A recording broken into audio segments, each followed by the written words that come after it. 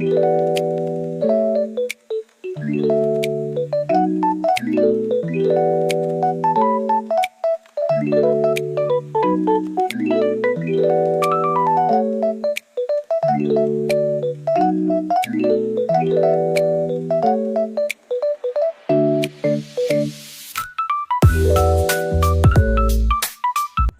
everyone, welcome back to the Algo channel. I am Rashant Tharshika. I am an undergraduate student in LMBTL. Today we are diving into the data structures concept that might just blow your mind. It's called QueueStack. We are going to learn how to make one type of data structure a queue by using another type, QueueStack. It's a classic problem, and by the end you will know exactly how it works. Let's get started. First, let's quickly review the two main characters in our story, stacks and queues. A stack follows the LIFO principle, last in, first out. Think of a stack of plates in the cafeteria. The last place you put on is the first one you take off. The operation here are simple. Push to add to the top and pop to remove from the top. A queue, on the other hand, follows the FIFO principle, first in, first out. This is like standing in line at the grocery store. The first person who gets in line is the first person who gets served. We enqueue elements by adding them to the rear, and we dequeue elements by removing them from the front. And here you can see some great real-world analogies for both. Stacks are used for things like the undo functionality on your computer. The last thing you did is the first thing you undo. Queues are everywhere, handling the printer jobs, processing messages, or managing the waiting list. A key takeaway here is stacks reverse order, queues maintain order. So, why would we want to use stacks to make a queue? This is where the QueueStack concept comes in. A QueueStack is simply an implementation of a queue's FIFO behavior, but achieved exclusively by using two stacks. Why might we do this? Maybe you are working in a system where only stack operations are available. It's an interview problem designed to test your understanding of these core concepts. The magic of a QueueStack relies on two specialized stacks working together. The first one is stack 1, the input stack.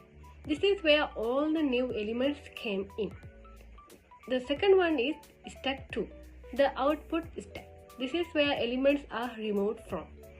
The brilliant idea is that we use stack 2 to revise the order of stack 1, which eventually turns LIFO into FIFO. Let's see how that works. We have the two main operations to cover, enqueue and dequeue. Enqueue. When we enqueue a new element, it's super simple. We just push the new element directly into stack 1, the input stack. This always takes constant time because it's just one simple stack push operation. All our new data goes right into the stack 1. The second one is dequeue, the trick. The dequeue operation is where the real creativity happens. Remember, we want to remove the oldest element, FIFO. Before we remove anything, we first check stack 2, the output stack. Case 1. Stack 2 is not empty. If there are elements already in stack 2, those are the oldest elements waiting to go out. We just pop the top elements from stack 2 and we are done. Case 2. Stack 2 is empty. This is the special case. If stack 2 is empty, it means we need to flip our input elements. We take all elements from stack 1 and move them, one by one, to stack 2. When you pop something from stack 1 and immediately push it onto stack 2, you are reversing the order. The element that was at the bottom of stack 1 is now at the top of stack 2, ready to be popped up first. Once the transfer is done, we just pop the top elements of stack 2.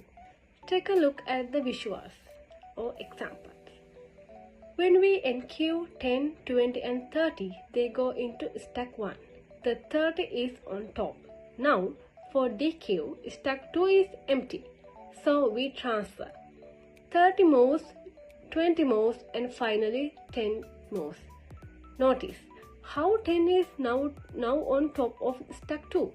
When we perform the pop start stack 2, we remove 10, the first element that was ever enqueued. FIFO achieved. Let's talk about performance. We already know enqueue is constant time. 0 brackets 1 operation, always fast. What about dequeue? In the worst case, when stack 2 is empty, we have to transfer n elements from stack 1, making it an O brackets n operation. Why? Because an element is only ever moved once from stack 1 to stack 2 during its entire lifetime. If you look at the sequence of many operations, the cost of that single O brackets n transfer is spread out over n dequeue operations. So on average, the time complexity is considered 0 brackets 1, which is extremely efficient. Then let's talk about advantages of QueueStack.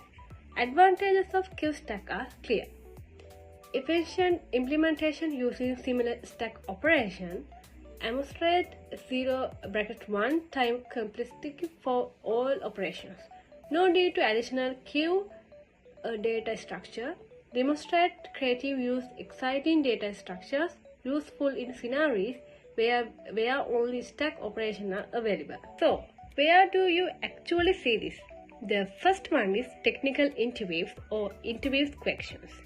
This is a very common question, designed to test if you can think about how data flows and how to use exciting tools creatively. The second one is system design. Sometimes when you deal with nest function calls or specific memory allocation models, you might find yourself in a situation where building this exact structure is the cleanest way to manage the queue of tasks. The third one is learning tool.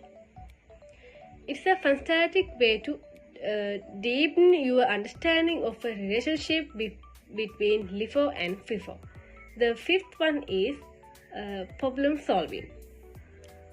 Creative thinking is algorithm design means finding innovative and effective way to solve problems beyond standard approach. That brings us to the end of our deep dive into the QueueStack. Hopefully, you now feel confident about how this two-stack approach perfectly mimics the behavior of standard queues. If you find this helpful, subscribe my YouTube channel, like this video and turn on the bell icon.